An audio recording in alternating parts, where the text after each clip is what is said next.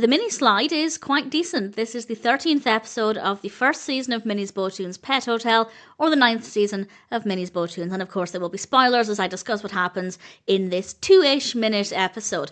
And it starts off with Minnie showing the others how to do this new dance called the mini slide. Figaro is having a difficult time getting to grips with the dance steps. And Minnie actually accidentally finds a way to teach him differently by using one of his teaser toys.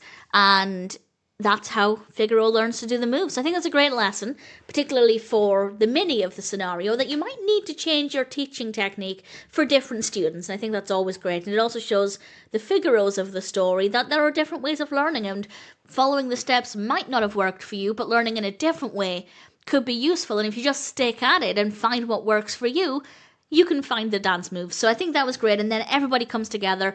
They do the mini slide. It has quite a catchy song to it. I don't think the dance steps were as clearly shown as they could have been. It's got quite choppy editing. We do bounce around quite a lot. And I think it would have been a little bit more beneficial to really focus on the dance steps a little bit more, because it could be quite difficult for young viewers to copy along, particularly as the movements of the characters, just because of the shapes of the characters, they're not that clear.